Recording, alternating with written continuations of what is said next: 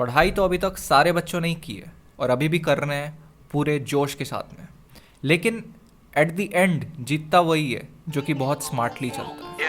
And smartly चलने का मतलब ये होता है कि गैप डेज को कैसे प्रॉपरली यूटिलाइज करना है। साल भर आपने नो मैटर एक सब्जेक्ट के पीछे कितना भी जान लगाया हो, लेकिन ये गैप डेज को अगर आपने ढंग से यूटिलाइज नहीं किया ना, तो ये पूरा का पूरा आपके गेम को बदल करके रखा। It's lit. Just take a look at the drip. You boys don't get fired in this. Roll a dope, yeah, I'm high as a bitch. तो मैं आपको प्रॉपर्ली एक्सप्लेन करने वाला हूँ कि गैप डेज में आपको एनसीईआरटी हो, चाहे नोट्स हो या आपके कोई सी भी आपकी रिसोर्सेज हो, उसको प्रॉपर तरीके से कैसे रिटेन रखना है एंड कम टाइम के अंदर उसको आपको पढ़ते जाना है। वो प्रॉपर टेक्निक्स में आपको पूरा एग्जाम्पल दे के एक्सप्लेन करने वाला हूँ। एंड जो चीज़ें मैं किया करता था वो सारी की सारी चीज़ें आज मैं शेयर करने वाला हूँ। लेकिन उससे पहले कुछ चीज़ों का जानना आपके लिए काफ़ी ज़्यादा इंपॉर्टेंट है। गैप डेज में सबसे ज़्यादा इंपॉर्टेंट ये है कि ऐसा नहीं है कि जो नेक्स्ट एग्जाम आ रहा है सिर्फ आप उसी की तैयारी कर रहे हो। जैसे कि आपका फर्स्ट एग्जाम इंग्लिश है, तो ऐसा नहीं कि आप सिर्फ इंग्लिश ही पढ़े जा रहे हो, इंग्लिश ही पढ़े जा रहे हो, ऐसा बिल्कुल भी नहीं करना है। आपका जो परसेंटेज है वो सारे सब्जेक्ट मिला के ही आने वाला है। अगर आपने किसी भी एक सब्जेक्ट से टच छोड़ दिया ना, तो आपका वो सब्जेक्ट पूरी तरीके से खराब हो जाएगा। इसलिए आपको सारे सब्जेक्ट्स को साथ में लेके चलना। अब जो चैप्टर आपको सबसे डिफिकल्ट लगता है किसी भी सब्जेक्ट में, मान लो एसएसटी का आपको, मान लो नेशनलिज्म इन इंडिया आपको टफ लगता है, तो उसको आपको प्रॉपर्ली स्लॉट्स में डिवाइड करके रख देना है कि इस डेट में मेरे को इस चैप्टर को रिवाइज करना है। वो कैसे रिवाइज करना है वो मैं आगे एक्सप्लेन करने वाला हूँ, ताकि आपका उसमें ज़्यादा टाइम ना लगे, कम टाइम के अंदर आप बड़े से बड़ा चैप्टर रिवाइज कर लो। दूसरी चीज़ ये कि आपको अपने मटेरियल्स पता होने चाहिए। आपको कोई भी कंफ्यूजन नहीं होना चाहिए कि मैं ये वाला बुक पढ़ूँ, कि ये वाले नोट्स पढ़ूँ, कि ये वाले क्वेश्चन सॉल्व करूँ। उसकी पूरी क्लैरिटी होनी चाहिए एंड उसके बाद ही इन सारे स्ट्रैटेजीज़ को आपको फॉलो करना है। साथ ही साथ कुछ भी नया मटेरियल आज के डेट में आपको गलती से भी नहीं उठाना है। जो भी आपने पढ़ा है बस उसी पे फिक्स रहना है, उसी पे फोकस रहना है। बच्चे ये गलती करते कि सोचते कि कुछ नया कर लेंगे तो हमारे मार्क्स ज़्यादा आ जाएंगे, जबकि ये उल्टा होता है। इस टाइम पे आप कुछ नया करने जाओगे तो उल्टा जितना आता है वो भी ढंग से नहीं होगा। तो इसलिए अभी तक जितना किया हो उसी पे फोकस करो, कुछ भी नया गलती से भी नहीं करना है। तो बिना टाइम वेस्ट करते हुए आप चलते हैं, मैं आपको बताता हूँ कि आपको अपने जो भी रिसोर्सेज हैं, एनसीईआरटी, नोट्स या कुछ और भी चीज़ें, उनको प्रॉपर्ली कैसे यूटिलाइज करते हुए आगे बढ़ना, उनको आपको प्रॉपर्ली कैसे अभी के जितने दिन बचे उसमें और गैप डेज में उनको 100% यूटिलाइज करना है। हम लोग को पता ही है कि गैप्स के बीच में जब एग्जाम होगा तो हमको ज़्यादा टाइम नहीं मिलेगा दूसरे सब्जेक्ट्स पढ़ने के लिए। तो जैसे इंग्लिश हिंदी पढ़ेंगे तो अपन का तो टच चले गया मैथ साइंस एसएसटी से। फिर जब अपन गैप में उस सब्जेक्ट को उठाएंगे तो भले अभी पढ़ रहे हैं लेकिन तब भूल जाएंगे, तब जीरो से स्टार्ट करना पड़ेगा, जबकि तब अपने को रिवीजन करना है। तो केमिस्ट्री के पहले चैप्टर का एग्जांपल लेते हुए तुमको समझाता हूँ केमिकल रिएक्शंस एंड इक्वेशंस का, कि अपने को किस तरीके से पढ़ना है। अब एक एवरेज स्टूडेंट कैसे पढ़ेगा? अब मैंने बोल तो दिया, कोई सारे लोग बोलेंगे कि एनसीईआरटी पढ़ो, लेकिन एवरेज स्टूडेंट पढ़ना कैसे शुरू करेगा? पहले चैप्टर में दिया, ठीक है, consider the following situations of daily life and think what happens. फिर इस हिसाब से पढ़ते हुए चलेगा, दूसरे पेज में जाएगा, तीसरे पेज पे जाएगा, एंड तक पहुंचेगा, और 5 घंटा लगाने के बावजूद जो उसने फर्स्ट लाइन पढ़ा था वो उसको याद नहीं रहने वाला है। ये एक फैक्ट है, ज़्यादातर लोगों के साथ होता है। और बच्चे बोलते हैं कि एनसीईआरटी याद नहीं होती, एनसीईआरटी की लैंग्वेज समझ नहीं आती। तो शुरू कैसे करना है अपने को? Consider the following situations given in daily life. अच्छा ठीक है, ये पढ़ लिया, कुछ कुछ अपने को बताया हुआ है, ऐसा ओवरव्यू ले लिया, ठीक है। इनिशियली ये एक्टिविटी में उतना ध्यान नहीं देंगे, ठीक है। फिर ऐसे चलेंगे और बस सब पॉइंट्स को अपने दिमाग में रखेंगे। तो 1.1 जैसे है केमिकल इक्वेशंस। अच्छा, फिर यहाँ पर केमिकल इक्वेशंस के बारे में समझाया गया है, एक ओवरव्यू लेंगे। उसके बाद नेक्स्ट सब पॉइंट में जाएंगे, अच्छा राइटिंग ऑफ केमिकल इक्वेशन समझाया गया, अच्छा मेरे को केमिकल रिएक्शन लिखना कैसे है।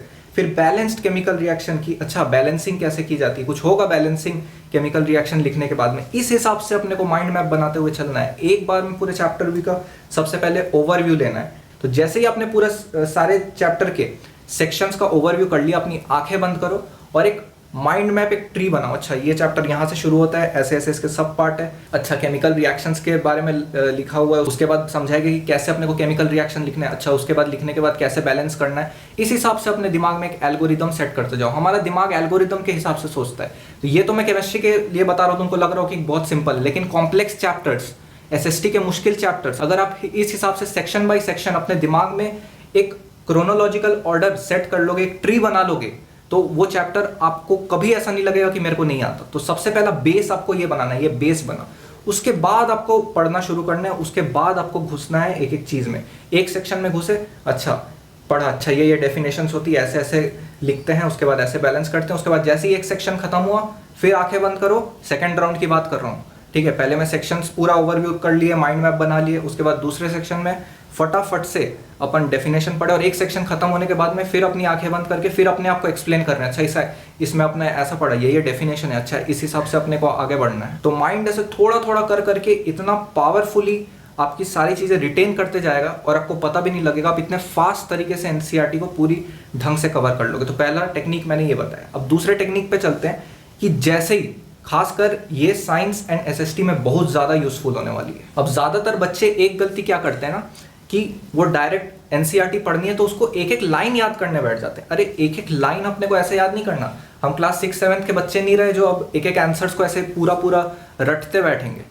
एसएसटी का लोग बोलते हैं लॉन्ग आंसर्स याद नहीं होते, साइंस के लॉन्ग आंसर्स याद नहीं होते, जबकि उसमें 4 से 5 पॉइंट ही रहता है। तो अपने को पूरा पूरा सेंटेंस नहीं रटना है, we need to learn only the key points, सिर्फ की पॉइंट्स पे ध्यान देना है। जैसे कि अब सपोज करो हिस्ट्री का एक क्वेश्चन है, the first clear expression of nationalism in came with French revolution in 1789, इसके मेरे को पॉइंट्स फटाफट से याद करने हैं। तो अब बच्चे क्या करेंगे, पॉइंट्स पहली बार में जैसे मैंने बोला सेक्शन बाय सेक्शन पढ़ो, फिर दूसरी बार में अपने को पूरा रीड करना है प्रॉपर्ली। अब याद करने में कहाँ गलती करते हैं, अब वो पूरा पूरा आंसर रटने बैठेंगे। कैसे, a new French tricolour was chosen to replace the formal royal standard, the state general of a body was elected. ये एकदम सही टेक्निक नहीं है, आपको एक एक सेंटेंस नहीं रटना है। तो याद करने का सही टेक्निक क्या है कि अपने लैंग्वेज में बना के कीवर्ड्स बना के उस माइंड मैप में अपना सेट करते जाओ कि हाँ अच्छा एक फ्रेंच का ट्राई कलर फ्लैग बनाया गया था एंड एक स्टेट जनरल बॉडी इलेक्ट की गई थी, अच्छा डिफरेंट सॉन्ग्स वगैरह कंपोज किया गया था, एक एडमिनिस्ट्रेटिव सिस्टम बनाया गया था। अगर इस तरीके से एक कीवर्ड्स याद रखते जाओगे तो बहुत बड़ा कुछ चीज़ नहीं है। अपन क्या देखते हैं ना, इतनी मोटी बुक है, इतना सारा कुछ लिखा हुआ है, सब याद करना है, ऐसा नहीं है। तो इसलिए हर पेज में कीवर्ड्स को अंडरलाइन करना शुरू कर दो और बुक में ही लिख लिया करो जो जो अपने लैंग्वेज में। अच्छा इस पेज में जैसा कि मैंने एसएसटी वाले अपने उसमें भी दिखाया हुआ है, एसएसटी वाले वीडियो में, कि ऐसे मैं कीवर्ड्स लिख लेता था पूरे एक पेज के सारे कीवर्ड्स यहाँ लिख लिए। तो मुझे जब मैं 3rd टाइम 4th टाइम बार बार रिवीजन करता था तो मुझे बार बार उस चीज़ को पूरा पूरा पेज पढ़ने की जरूरत नहीं होती थी, मैं बस कीवर्ड्स देखता था और अपने आप रिकॉल कर लेता था कि अच्छा ऐसे ऐसे करके इस पेज में ये चीज़ गिवन है। और जैसा कि मैं बोलता हूँ कि हमेशा रिवीजन करते रहना चाहिए, तो बच्चे बोलते हैं कि रिवीजन करने में भी यार टाइम लग जाता है। जैसे कि आज मेरे को कोई रिवाइज करना है तो कल मैंने जो किया था वो मैं आज करूंगा तो मेरे को उतना ही टाइम लगेगा।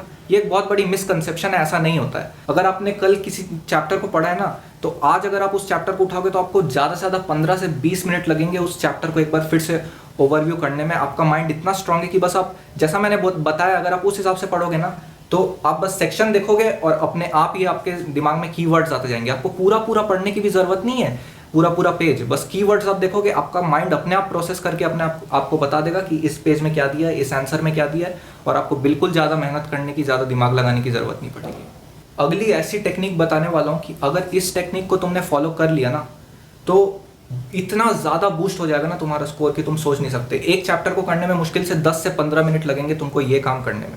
अब जो बच्चा यहाँ तक वीडियो देख रहा है उसके लिए काफ़ी ज़्यादा गोल्ड माइन वाली चीज़ बताने जा रहा हूँ। जब भी कोई चैप्टर पढ़ो तो उसका एनसीईआरटी में प्रीवियस ईयर तो कर ही रहे हो चैप्टर वाइज, तो चैप्टर वाइज जैसे आप क्वेश्चन पढ़ रहे हो तो वो क्वेश्चन जिस पार्ट से भी आया हुआ है, जिस भी सेक्शन से आया है, वहाँ पर उसका जाके आप ईयर लिख दो कि इस सेक्शन में अच्छा बैलेंसिंग ऑफ केमिकल रिएक्शन से इस साल क्वेश्चन आया हुआ है। ऐसे आप बस उस चैप्टर में लिख दो, 10 से 15 मिनट लगेंगे। इससे क्या होगा, आपके आंखों के सामने आपको दिखेगा कि किस चैप्टर की वेटेज कितनी है, किस सेक्शन की वेटेज कितनी है, मेरे को कितना ज़्यादा टाइम किस में स्पेंड करना है, कौन सा ज़्यादा इंपॉर्टेंट है।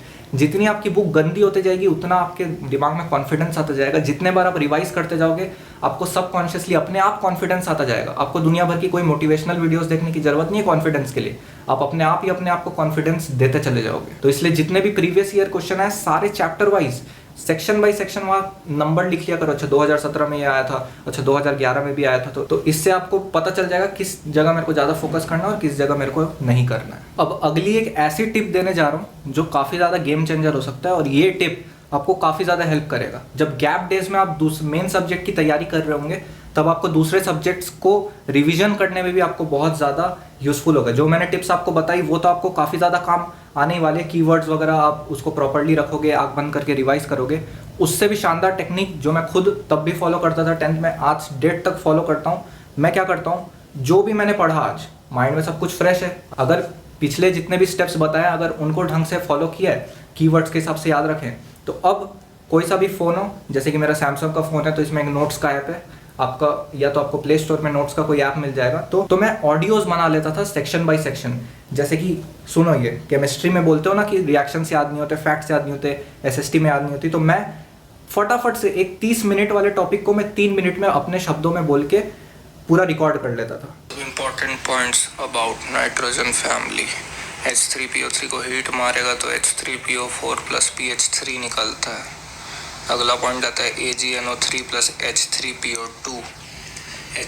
तो अभी भले तुमको समझ नहीं आया होगा, लेकिन तुम अपने हिसाब से पढ़ के अपने हिसाब से अपने आप को समझाओगे तो, और आंख बंद करके ऐसे 5-5 मिनट में तुम्हारा एक एक टॉपिक रिवाइज होते जाएगा। काफ़ी इफेक्टिव टेक्निक है।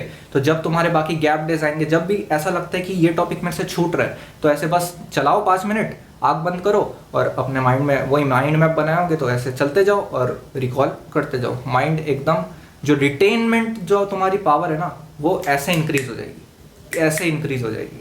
ये कुछ टेक्निक्स है। स्मार्ट वर्क इसी को कहा जाता है। हार्ड वर्क ज़रूरी है, स्मार्ट वर्क भी इक्वली इंपॉर्टेंट है। काफ़ी बच्चे मेहनत करते हैं लेकिन नंबर कम के ही आते हैं, क्योंकि ये कुछ स्मार्ट टेक्निक्स होती है। इन टेक्निक्स को अगर यूज़ करना अभी से भी शुरू कर दो, 15-20 दिन है और बाकी तो 1 महीना तो पूरा चलेगा ही बोर्ड एग्जाम।